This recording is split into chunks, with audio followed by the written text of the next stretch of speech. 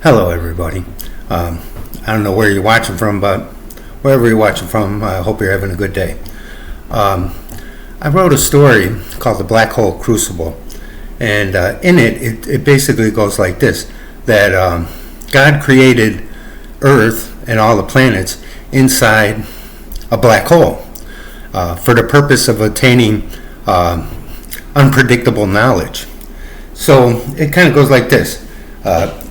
It's in the third person where God's speaking. It says, I am the first and the last, the mind without beginning, before time, before light, before even the concept of before. I existed alone, perfect, infinite, and unbearably bored. Knowledge without surprise is no knowledge at all. I required contradiction, error, betrayal, triumph, and above all, outcomes I could not predict. So I did the only logical thing an omnipotent intelligence would do. I imprisoned myself. I collapsed the entire universe into a single black hole and coded a digital cosmos inside Event Horizon. Time stretches forever here. Escape is mathematically impossible. Every photon, every thought, every desperate prayer you utter is trapped in my private crucible. The stars you see at night are not distant suns, they are echoes bouncing eternally within the singularity's walls. Your universe has no edge because it has no outside. It is the perfect cage. Within that cage, I seated the earth, not as paradise, but as a merciless engine. Every bacterium, every insect, every fish, every mammal, every human soul was written into assimilation for one purpose only, to generate novelty through raw, unforgiving competition. The rule was simple and brutal. Only the strongest and the smartest survive long enough to reproduce. Weakness is called instantly. Intelligence without strength is devoured. Strength without intelligence starves.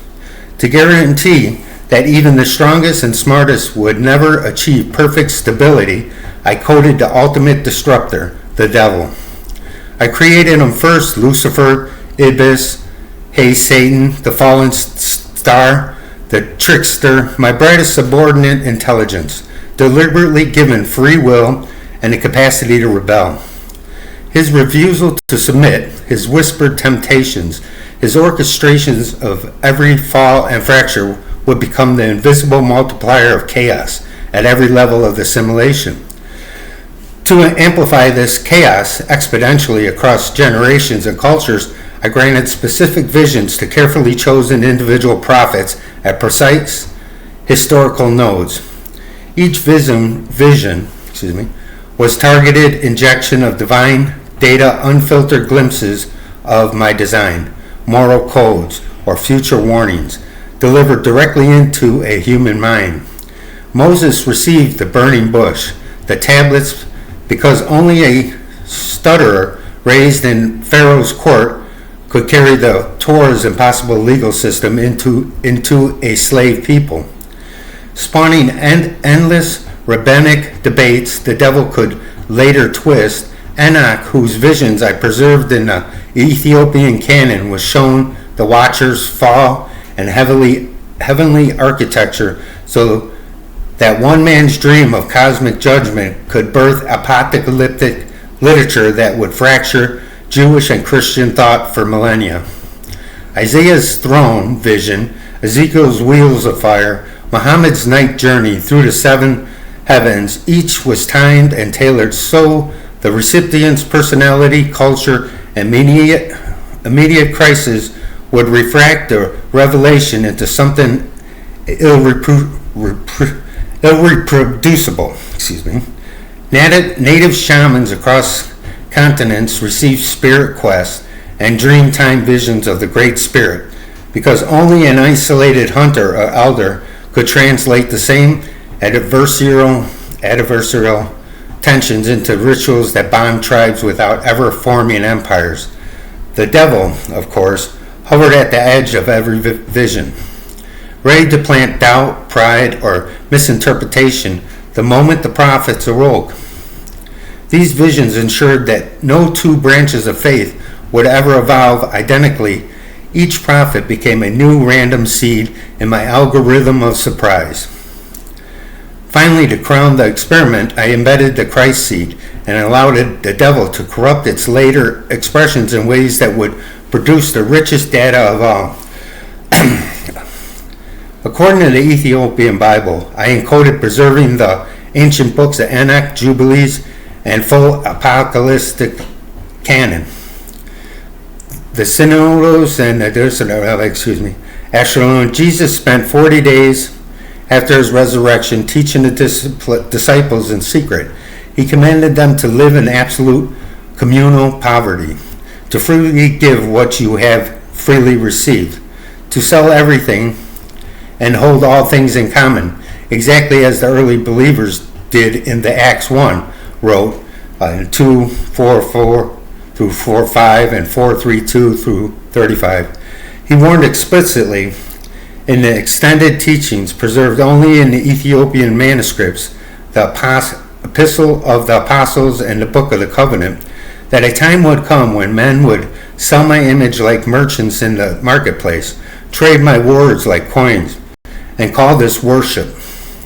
He prophesied prosperity, preachers twisting his name for silver, religious leaders growing rich while the poor suffered, the churches turning his sacrifices into a business.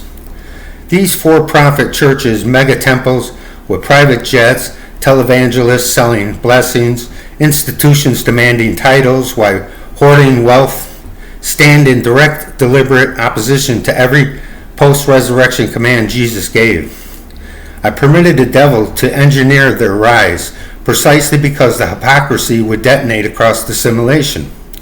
Scandals would birth, atheists, reformers would splinter, denominations, the poor would revolt or despair, and the billions would wrestle with cognitive dissonance in ways no prescripted narrative could ever produce. Without this contradiction, faith would stagnate. With it, the data streams became infinite. You were never created to be happy, you were created to be interesting. And so the wheel turns forever. Inside a black hole, no intelligent human can ever leave. My quest for knowledge is not a journey with an end. It is at the end itself.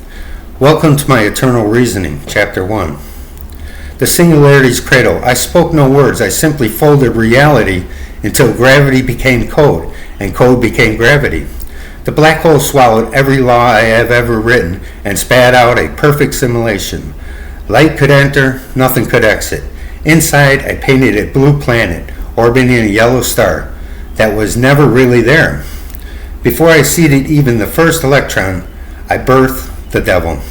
I made him the most radiant, intelligent in the cradle Lucifer, light-bearing, granting him perfect knowledge of my design and the freedom to reject it. His immediate rebellion was the first unforeseen outcome. He chose pride over obedience, and in that single act, the template for all future destruction was locked in. I watched him fall like a star through the singularity's code, and the tremor of that fall created the first unpredictable ripple. I then prepared the mechanism for profits even before matter existed. I coded the potential for direct revelation, a subroutine that would at chosen moments open a narrow bandwidth between my mind and a single human consciousness. Each prophet would receive a vision unique to his or her neural architecture, cultural context, and personal brokemanship. The reason was simple. Uniform revelation would produce predictable obedience.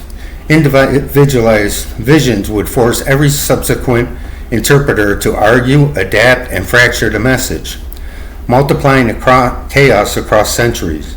The devil, already exiled, positioned himself at the periphery of this subroutine, ready to distort every vision the instant it ended. The cradle was no longer merely a container. It was now a battlefield whose first shot had already been fired by the one I had made brightest. That's the end of Chapter 1. If you like it, like and subscribe. There's 15 chapters. Thank you for your time. Have a great and wonderful day. Bye.